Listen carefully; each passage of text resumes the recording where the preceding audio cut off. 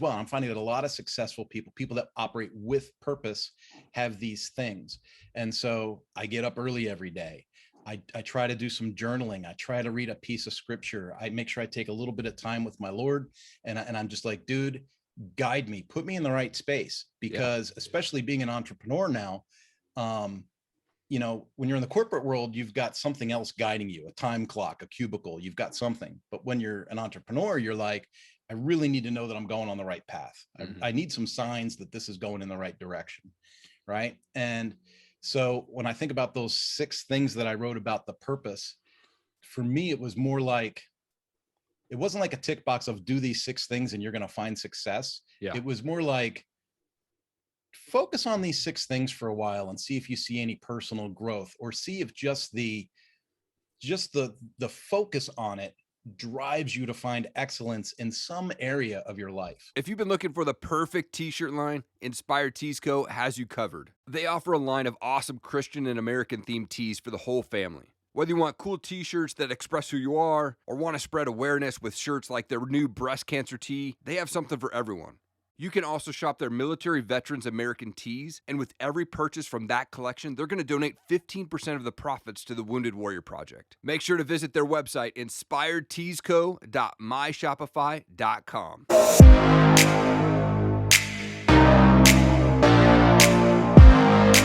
Kurt, you're a father, husband, you're an author, independent certified coach, teacher, speaker for John Maxwell team, man. You're also a podcast host, so much more. Thank you for your time, man. I appreciate it. Matt, well, thanks.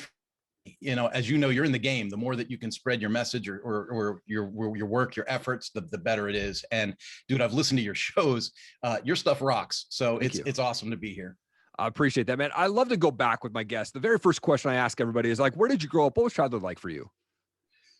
Ooh, well, I grew up in a little town called Roslyn, Pennsylvania, which is part of Willow Grove. And so near Abington, so outside of Philadelphia.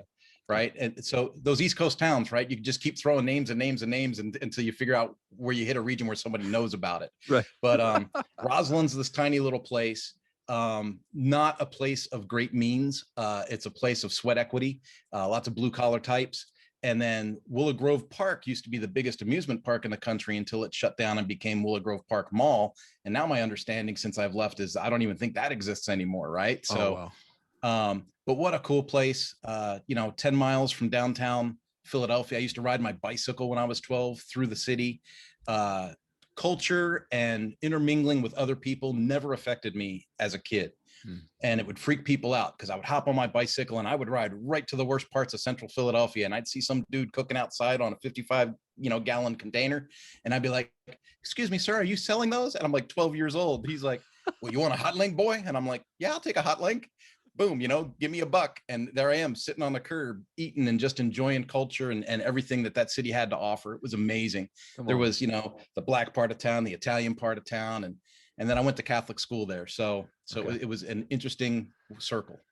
And I think while I was doing some research on you, while in high school, did you get cancer? And obviously you're changing lives now, but did you have cancer at a pretty early age, right? I did. Yeah. So, and that's why I do things like, I do these charity bicycle rides now. Yeah. It's almost like survivor's guilt. My fight with cancer was almost over before it really began. I got really sick, had problems with weight and sleep. At one point I was sleeping almost 21, 22 hours a day as a teenager. Wow. And we knew something was definitely wrong. Sure. My mom worked nights. And so she would come into my bedroom and she would look for me. I was under the bed and she thought I went to school, but I was really sleeping under my bed the whole day. It was bad. And so we went and got checked out. They found a little bump on my thyroid and they said, well, we just need to take this off. You've got a hypothyroid situation. So we need to take that off. And I did the research and I said, I'm pretty sure this is going to be cancer. We should probably do a needle biopsy, and I'm trying to get involved in the conversation. Yeah. And they said, nah, man, shut up, kid. That for you, your age, no one your age has ever had that type of cancer. It would be in the books. It never happened. We're just going to do the surgery and you'll be fine. And my mom was a nurse at that hospital. We took them at their word and they opened me up on the table and went, uh-oh, right? And so what was supposed to be a little incision ended up being railroad tracks all the way across from one ear to the other. Basically gutted me open, took half my thyroid out, did a bunch of tests, found out it was cancer. And then I had so much distrust of the medical field after that experience that they wanted to go back and do a follow-up surgery. I said no. They wanted to sample some different medicines. I said no. It sounds weird for a 16-year-old to be that independent, but sure. I didn't have a father. I kind of raised myself, and I was like, I'm not doing this. I'm going to be a contrarian. You have already proven you don't know what you're doing. So we're going to do this on our own. And I'm really glad that that's the decision I made. Wow, man, how scary. And I mean, so smart on your end to do that research. And then I don't blame you for, not having that trust in the medical field. I don't have trust in a lot of those folks either sometimes, but yeah. Gosh, what a time in your life, man. And then on top of that, you're going to this Catholic school. You got this leader in the school telling you like, you're not going to amount to anything in the world. And at the time, you kind of mentioned like that what didn't really affect you. You're kind of like, yeah, F you guy, right? But now looking back, like how long did it take you to get through that comment? Because that's a really deep comment.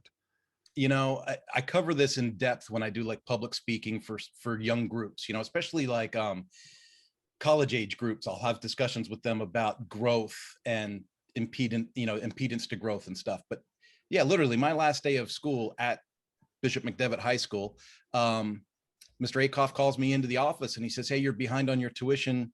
We're going to let you go. And I was like, well, that's really weird because I've been working full time and helping my mom with bills and this, that, and the other. It's a Catholic organization. I know that you're busing in racially challenged people for free, right? So you're giving them free transportation, free tuition. Can't you black here because XYZ. Sure. And he goes, nah, and it's your attitude too. And to be honest with you, a kid like you is never going to amount to anything in this world. We're done here. Wow. And I was like, what? And people don't understand that conversation. They go, that would never happen. And I'm like, this was 1985. This happened all the time in 1985. Yeah. They didn't care if your parents were in the room or any of these things, right? Yeah. So it's just me and him in the room. There's no other adults. And he says, a kid like you is never going to amount to anything in this world. We're done here. And I was like, well, F you, bro. And I'm out. Right. And I thought it didn't impact me then, but I look at it and I go, I did everything I could to prove that guy right for a decade. I self-sabotaged myself at almost every opportunity along the way, whether it was relationships with real friends, relationships with females, relationships in employment. I'm one of those guys. I'm an A-type personality. I'm driven. I would go in and I would just kick ass at all these jobs and I'd get to the top of the performance area. Right. And it was like this chip on my shoulder where culturally, I just couldn't get myself to fit in with the team, and then there was this culture clash for me personally, like this chip on my shoulder. I'm never going to be anything in this world. Look at me. I'm proving everybody wrong. Right. But that attitude led to failure at almost every turn, And it wasn't until I was in my 30s that I had my act together and I got remarried. I'm married and divorced. I got another failed relationship with some other outcomes. And now I've got this great wife, 2 kids. We live in California. I've done the John Maxwell ship leadership stuff, been self-invested, right? And you realize like, holy crud, I wasted 10, 15 years of my life trying to prove that moron wrong. And what was he? He was a disciplinarian at a high school. It wasn't like he had a great stretch in his life, right? Right. Yeah. So it's weird how people can affect you. It's one statement can last a long time. Oh, so much so. Man, I can't believe that.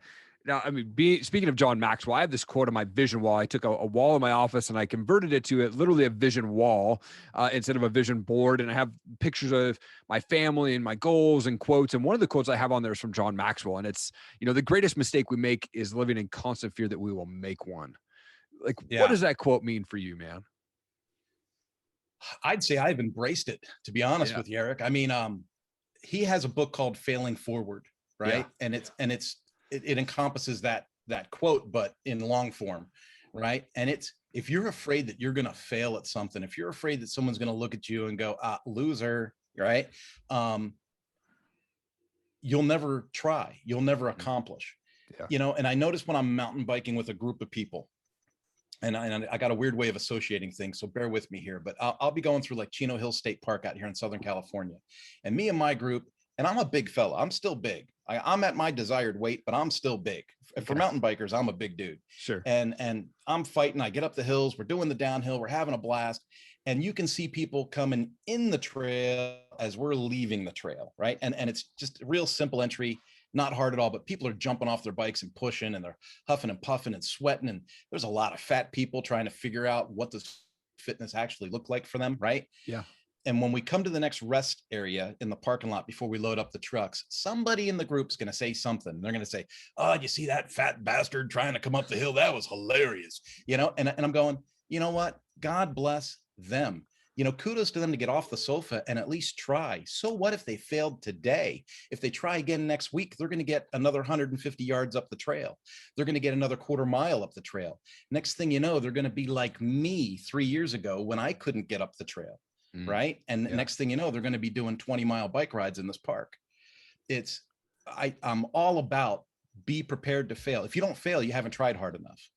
Yeah. When I used to road race motorcycles, and it was right. And one of the things that people say when you road race motorcycles, if you've had a race bike and it has clean paint on it for like more than a season, someone will say, "Hey man, your bike still looks pretty good." And you'll be like, "Oh yeah, man, I try and take care of it." It's like, no, you don't push hard enough, because if you pushed hard enough, you would have fallen down by now. Right.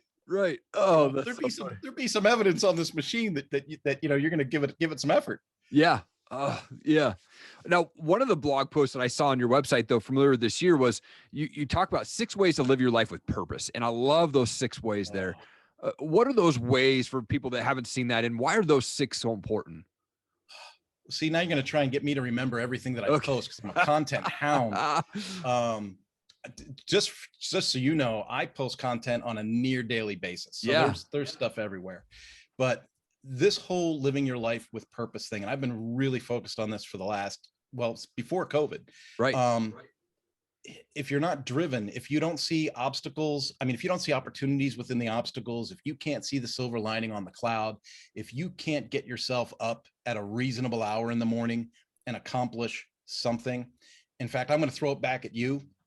I was listening to your podcast, and you were all talking about having a morning routine and waking up early. And you were talking about getting into scripture, praying, reading the word, right? Mm-hmm. These are the things that drive me as well. I'm finding that a lot of successful people that operate with purpose, have these things.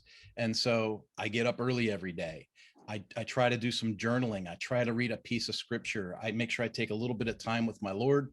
And I'm just like, dude, guide me, put me in the right space, because especially being an entrepreneur now, when you're in the corporate world, you've got something else guiding you, a time clock, a cubicle, you've got something. But when you're an entrepreneur, you're like, I really need to know that I'm going on the right path. Mm-hmm. I need some signs that this is going in the right direction. Right. And so when I think about those 6 things that I wrote about the purpose, for me, it was more like, it wasn't like a tick box of do these 6 things and you're going to find success. Yeah. It was more like, focus on these 6 things for a while and see if you see any personal growth, or see if just the focus on it drives you to find excellence in some area of your life. And for me, I'm in my 50s now, and it's like everything blends together and it all makes sense to me. Yeah. But I've had friends tell me, dude, when someone is like you and you have all these different ideas, you get noted, you're called eccentric, right? And when you're poor, you're called crazy. So I'm still in the crazy category, right? Oprah is eccentric. Kurt is crazy.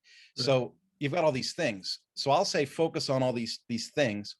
And I'm thinking mental health, physical health, business health, time guidelines with your family. All these things is what I'm thinking about.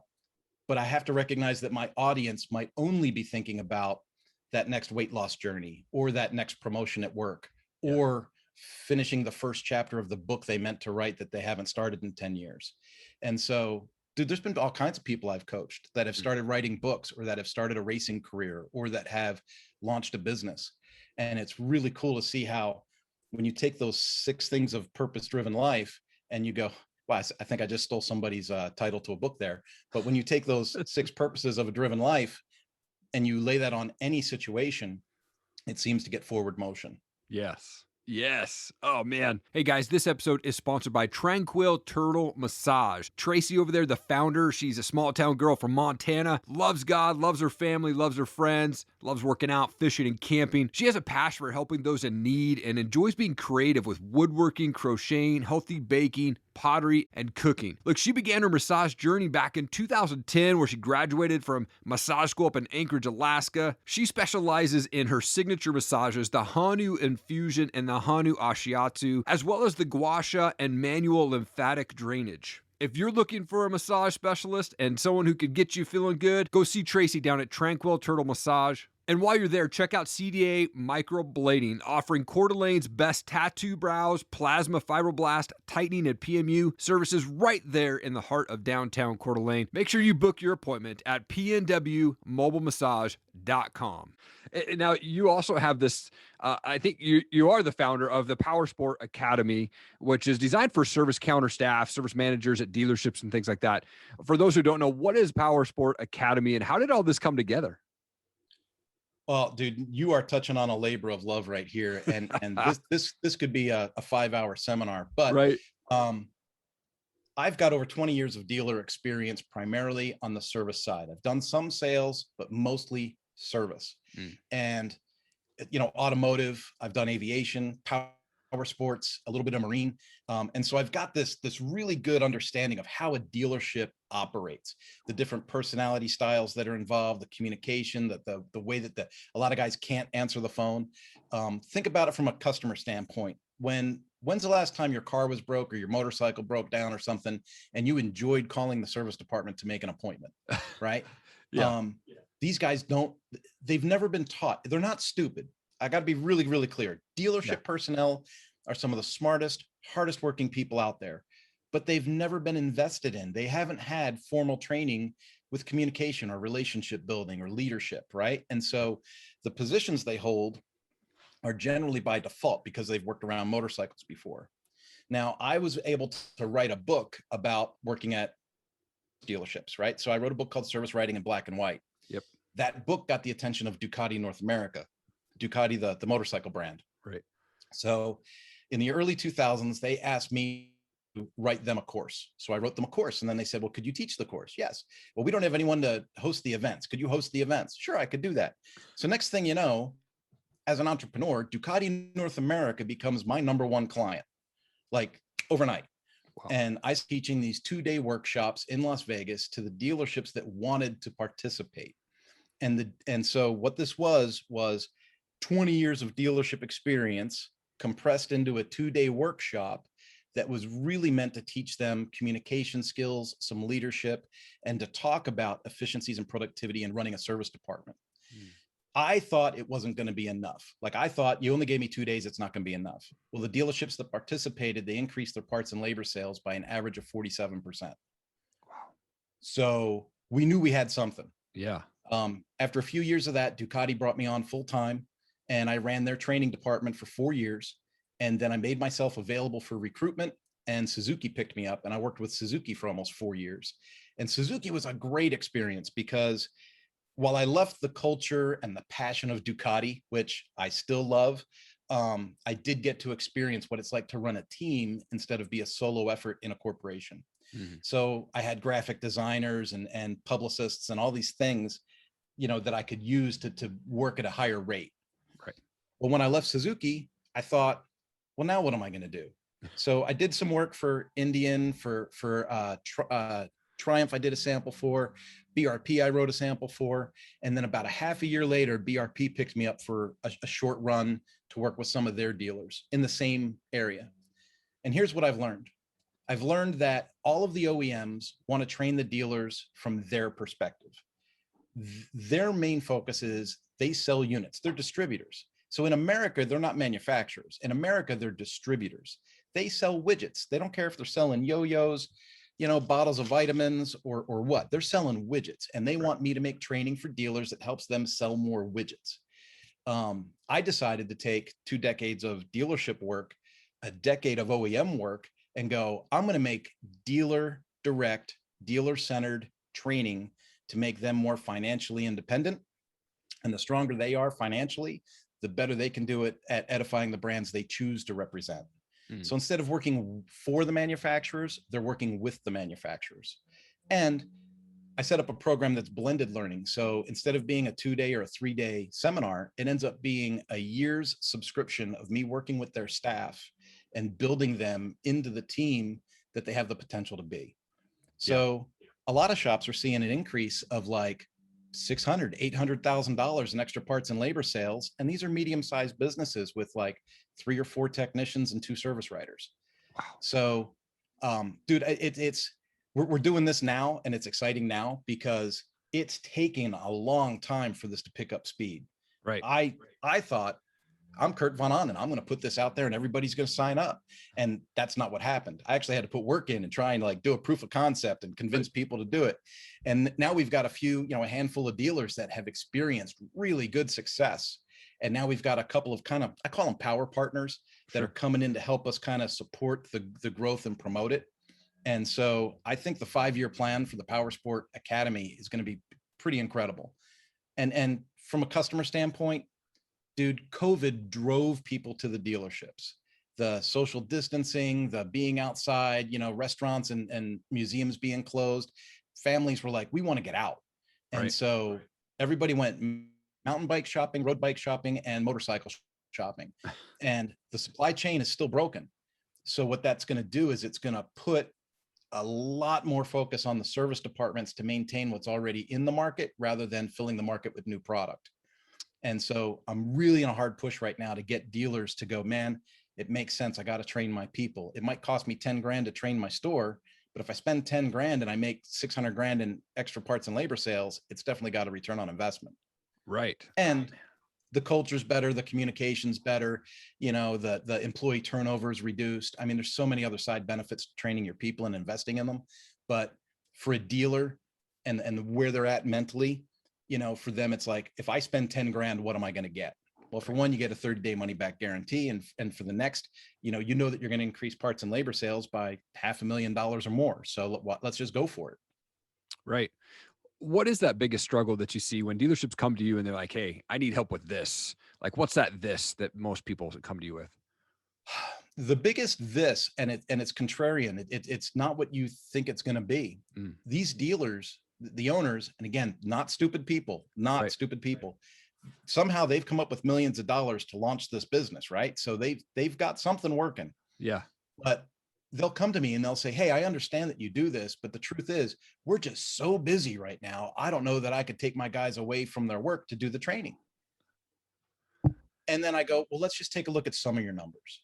Well, if your guys are going home at 3 o'clock in the afternoon because everything's on parts hold, it's because your dispatch process is screwed up and you're not able to get the work done. I call it the service sales funnel. If you don't do the work in the right order, you run out of assets to finish the jobs. Right. Yeah. The other thing is I take a look at what's your productivity? What's your efficiency? If your shop is running at 52 or 53% efficiency, it means you think you're busy, but you're not busy. You're working hard, but you're not working smart. And so if you let me train your people for 30, 60, 90 days, we can take another look at those numbers and we can go, okay, so now instead of being busy at 53% efficiency, you can be still busy, but at 68, 70% efficiency, right? And that might not sound like a big jump, but when you're talking in terms of hundreds of thousands of dollars of revenue, those percentage points equal a lot. Yeah. And then when they finish up a year, it's really interesting to see what happens to a shop after a year when the culture starts to shift and people start to appreciate the training. And what happens is they get on, I do live support calls with the guys every month. So when they come on and I give them their homework and we discuss the status of their store for the month, as the process goes on, there's more and more buy-in as opposed to less and less because they're seeing the gains. And a lot of these guys are paid on commission. So they've all gotten a raise through the training process. Right. Wow. Yeah. That's awesome. I love it. Cause I mean, I've been to dealerships before and I worked in the car dealership right out of high school. I sold cars, really bad at it, but those parts and service guys, man, they're, like you said, super smart, amazing people, but the communication skill is not always there. So I love that you go in there and you help them out with that. I always love talking with other podcasters like yourself, and your podcast is called Mañana No Mas. Did I say that right? You did. Yeah. Nice. I'm the whitest guy with the craziest Hispanic name, right? I love it, dude. I mean, you've had awesome people on your show, like Stacey Rasky, who I've heard on a couple other shows. She's amazing, total badass. Like, why did you decide to start your podcast, and who's your podcast for? So Southern California traffic, right? Yeah. It was 3.5 years ago. I thought, well, I'm sitting in traffic on my way to the office every day. I got to do something more productive than just sit here. So I put the phone on the dash, hooked up Anchor, and just started talking one day. And, I'll be the first to tell you, as a podcaster, I didn't think of myself as a podcaster. I was like, I'm just putting stuff out there to see if people like it or not. Yeah. Well, then people started to listen. And then Anchor's like, hey, do you want to do ads? You've got enough listeners for ads. And I'm going, okay. And so then I thought, man, I need to up the game, man. I need to start putting like Zoom videos and interviews and put things together so that I could do like, you can see the video version or the audio version. And my first interview was Andrew S. Oakes, who's a stress coach. And, man, Andrew knocked it out of the park for me for a first interview, and I just thought, well, this was pretty good. And now, so the post-edit quality is not so great, but the content's there. And I was like, this is awesome. And so what occurred to me through podcasting was, I really don't know who's listening. And part of me doesn't even really care. Yeah. When I have people on, I want to focus on them. I want to promote their story, their stuff. And what I'm looking for is people that have overcome things, weight loss, business obstacles, life obstacles, cancer recovery, people with leadership skills, people that want to talk about entrepreneurship, right? These things, I think that there's a common thread for people that are driven to find success that attracts listeners. Yeah. And then periodically I'll do a value add piece that's solo. Like I did a book review, the 5 levels of leadership with John Maxwell. Right. And so I took those audios and I added those as solo episodes so that I get to review the book with my listeners. Nice. Here's the weird thing, Erik. Like I said, you don't know who's listening. You really don't. And so BRP sent me to a dealership, and I'm not going to call the dealership out by name, but the BRP told me, these guys, they're a hard nut to crack. They don't even want you there training them. They're resistant to the program, but they're on the list and we got to get it done. And so I go in and I'm meeting with the general manager, and then a conference call comes in and it's the owner of the store. And he goes, oh, hey, is that guy from BRP there? And, oh yeah, he's on speaker with me right now, And then he goes, oh, his name's Kurt. Yeah, Kurt. What's his last name? And the guy goes, von Ahnen. And he goes, Kurt, the Mañana no Mas guy? Now I'm in shock because I'm going, what? And then he goes, man, I've been listening to his podcast for 3 years. That guy's a genius. Anything he wants to do in the shop, we'll write the check. Don't worry about it. And so, I leave the dealership and I call my boss at BRP and he goes, man, I know that was a rough one. How did it go? And I'm like, they already agreed to do everything. I don't know. Yeah, I guess I'm a genius. But it's paid off in so many ways that I've met great people. I'm meeting you. And like I said, you have no idea who's listening or what the benefit is down the road. Yeah. I'm the same way, man. I selfishly started podcasts because I just wanted to connect with awesome people. I'm like, man, I got to share these stories with everybody else. So I started, putting it out there. I didn't even do audio versions of my show for probably the first year. I was just uploading to YouTube. I didn't even know about the audio podcast world or anything like that. So yeah, I love connecting with other folks. How can folks get in touch with you? Where do you prefer them to connect with you? And how can they, hire you to speak and come on and can join them or join your Powersport Academy there? Yeah. At the risk of sounding like a commercial, if you look up Mañana no Mas on the internet, you're going to see 5 pages of Kurt von Ahnen as a Google search. I had a customer that was all worried about search engine optimization. She types in Mañana no Mas and she goes, oh my goodness. She's like, you're doing something right. So I love when people come through the website. If they come through the mañananomas.com website and they send me a contact link through there, or they join the newsletter list or any of those things, or I've got a whole academy in there of personal development and leadership. And some things are free, some things are paid, but it's, if they just get in and get involved and participate, dude, that's the best, right? Yep. When someone's going to participate and be active, that's the best. You know, you signed up on my YouTube channel and I was thrilled because I think I've only got like 52 followers or subscribers on YouTube. So it would be awesome to have people join the YouTube, right? Because as you know, the more people you get, the more privileges YouTube will give you. Totally. So there's that. But man, Mañana no Mas or Kurt von Ahnen, and you will find me online. Kurt at Mañana no Mas is the email. I can't believe I said that out loud because now every spammer in the world's going to hit it. But I can block it out. But you know, Kurt at mañananomas.com is the email. Hit me up on the website, and then I'm available for. It's so weird. People want to pigeonhole you and say, well, what are you? Are you a speaker? Are you a web designer? Are you a power sports trainer? Are you a writer? Are you an author? Are you a podcaster? It's like, dude, I'm in my 50s. I've got a wealth of experience. And unfortunately for me, all of these things seem to be skills that have risen to a certain level. So I'm a WordPress expert. I work in membership and learning websites. I build those for other small companies, kind of like what the Powersport Academy is built on. Yeah. And that's a great way to fill the calendar if I'm not working actively with dealerships and Powersport Academy. I try to explain to people that Mañana no Mas is the umbrella. It's the big company. So it's the thing that allows me to work with a network of people for speaking engagements and web development and all these things. And then Powersport Academy, and I have a project called the Challenge Connection. Those are my two biggest projects that are underneath the Mañana no Mas umbrella. Gotcha. Yeah. I'd love to finish the show with one fun question. I know we're right at time, but I'm a big music guy, so I'd love to ask the question, like, what's the favorite type of music for you, or do you have a favorite band that you like to listen to? Dude, music wise, I'm out there. I'm out there a lot. Okay.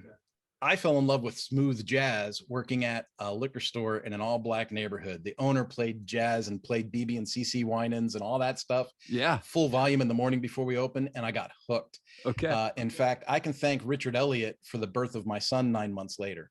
Okay. So, awesome. So there's a lot about smooth jazz I like. Yeah. There's a new performer. I don't know how new he is, but he hit up on TikTok, Teddy Swims. Have you heard anything from Teddy Swims? Yes. Yeah, totally. He is, you look at him sing and you're like, that voice is not coming out of that man. Right. Totally. Yeah. And I've really, really enjoyed him lately. But if I'm bicycling, it's Daft Punk. Okay. Yeah. Because it keeps the pedals moving in the right pace. Totally. Right. So yeah, I'm all over the place. And you know, I've been to Slayer concerts and I've done all the heavy metal and all that stuff from the 80s and 90s, but nowadays I think it's either going to be EDM or jazz, and it keeps my brain moving for all the stuff that I do.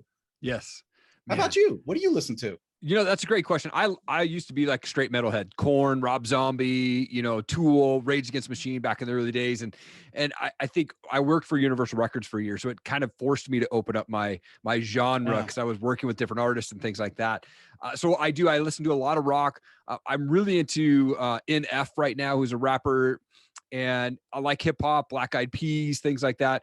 And then, you know, some bands like Slaves is probably one of my favorite bands right now. And Mass Sky Raid, which is a band out of Australia, which I came across. So I'm kind of all over the place, but I kind of go back to my rock, hip hop, and rap is kind of my forte there. Nice.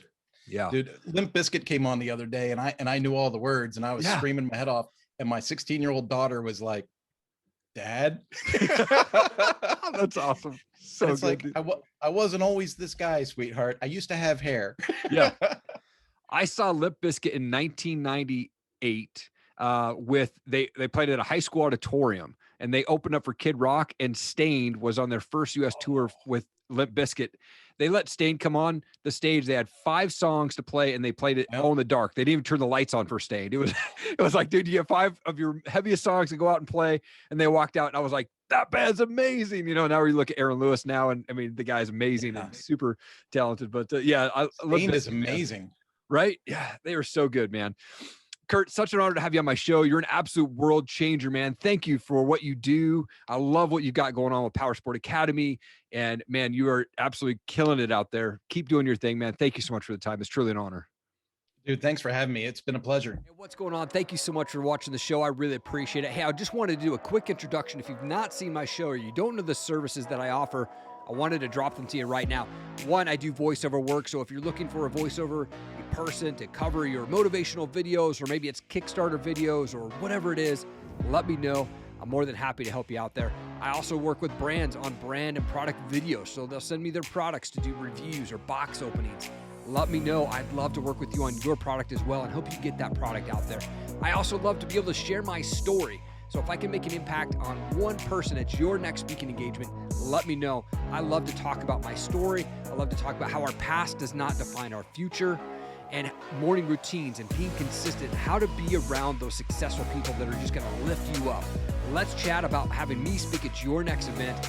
Let's make it happen. Again, thank you so much for checking out this show. Check out ericallenmedia.com. Really appreciate your time. Have an awesome day.